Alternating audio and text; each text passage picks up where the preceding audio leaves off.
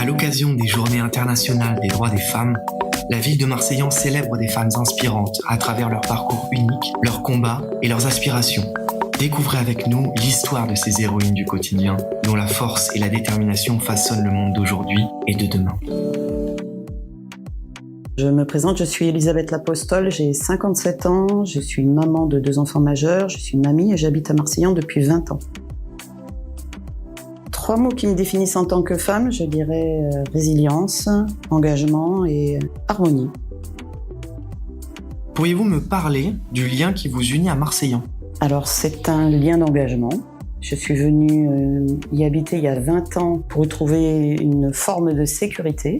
Et en fait, je me suis impliquée d'un point de vue personnel, puis plus citoyen, souvent dans l'ombre, avec mon binôme d'assistance qui était un chien de cynothérapie et de médiation animale spécialisée dans les interventions et les assistances aux victimes et en EHPAD, notamment à Marseillan. J'ai été séquestrée pendant 20 ans. J'ai subi l'innommable, l'enfer sur terre à Montesson dans les Yvelines, d'où je suis native. Et c'est justement pour prendre la fuite de cette ignominie que je suis descendue dans le sud pour pouvoir trouver l'apaisement, pour mettre ma mère en sécurité, toute ma famille en sécurité. Et en fait, je me suis aperçue que, évidemment, j'avais déjà porté assistance à de nombreuses victimes dans les Yvelines, en région parisienne, et je me suis aperçue que la région dans laquelle j'arrivais n'était pas exemptée du même type de traumatisme ou de besoin. Donc je me suis mise au service bénévole dans ces mêmes causes humanistes, en fait. Je suis particulièrement fière des engagements et des assistances humaines qu'on a pu faire avec mon chien, Monsieur Détroit du domaine des éclaireurs, qui a été pendant 15 ans au service, tant pour les victimes, les anciens combattants, qu'en EHPAD, où on était désignés dans des services protégés Alzheimer et cérébro-lésés, où on permettait aux personnes de retrouver la mémoire. On a porté assistance à plus de 240 familles et on a sauvé la vie de plusieurs personnes. Donc un peu avant de s'éteindre, mon grand-père, qui était pour moi une figure d'attachement et une référence, une vraie lumière, à l'identique de Pierre Rabhi en fait, était dans la solidarité, le partage, l'humanisme sous toutes ses formes, m'a demandé de prendre soin de sa femme, de sa fille et de toutes les femmes. Donc pour moi, ça a été ce qui a été viscéralement mon coup de cœur en fait. Mais déjà, je suis polyhandicapée suite aux séquelles que j'ai subies à l'enfance. J'ai une maladie des os avec fracture, j'ai connu 10 ans de chimio, j'ai eu 27 opérations, j'ai vécu en fauteuil roulant. Donc mes sources au quotidien, déjà, c'est de prendre la vie dans l'instant tel qu'il se présente, en savourant chaque expérience qui va m'être présentée dans la journée. J'ai la grande chance d'avoir constitué au fil des années une famille de cœur. Mes sources au quotidien, c'est des sources inspirantes, telles que Annick de Souzenel, telles que le matin, quand il y a un soleil qui se lève sur la lagune à Marseillan, quand je vais prendre mon appareil photo, je vais porter assistance à une victime dont je suis certaine que la vie va changer. Ça, ce sont mes sources d'inspiration.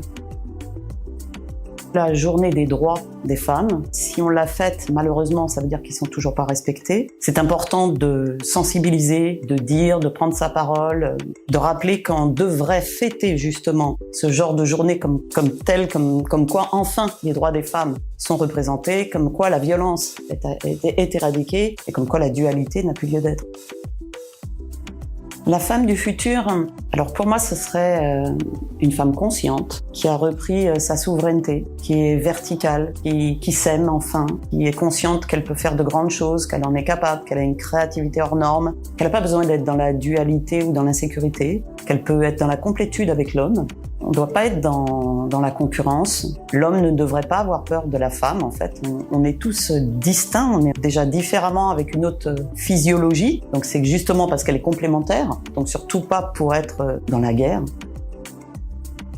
Tout être humain doit faire un retournement à soi et trouver toute sa divinité intérieure, d'enlever nos traumas, tout ce qui est de parler de nos blessures d'âme et de se faire prendre en charge, de se faire aider. Ça, c'est le plus important. C'est que tant qu'on verbalise pas nos secrets de famille, tant qu'on se permet de rester dans la loyauté familiale ou dans une type de loyauté qui, en fait, encourage le contrôle coercitif, les perversions, la manipulation, on peut pas être authentique à soi-même, on peut pas être dans sa pleine divinité, dans son plein potentiel, et c'est ça qui est important. Il faut absolument qu'on prenne conscience qu'on a un travail à faire sur soi. Il faut qu'on fasse la paix avec nos parts d'ombre, il faut qu'on les accepte et qu'on s'aime, tout simplement. On arrivera à s'aimer tous du moment qu'on aura fait la paix avec ses propres blessures. La chose que j'ai appris des hommes, c'est qu'ils ont tous une extrême vulnérabilité, mais qu'ils sont tous dans un schéma, un formatage, un conditionnement qui leur permet pas de dire leur part féminine, parce qu'on a tous une part féminine et une part masculine, soit des hommes ou des femmes. Et du coup, cette vulnérabilité, elle se transforme malheureusement un peu trop souvent en violence ou en addiction. Ils sont tous aussi lumineux que les femmes, mais pareil, ils s'aiment pas. Donc tant qu'ils acceptent pas eux aussi de dire et de poser leur sensibilité, eh bien c'est difficile aussi d'avoir face à soi des hommes qui soient dans le plein amour d'eux-mêmes. Merci d'avoir écouté ce podcast dédié à la Journée des droits des femmes. Continuons à célébrer celles qui inspirent et façonnent notre monde à Marseillan et ailleurs.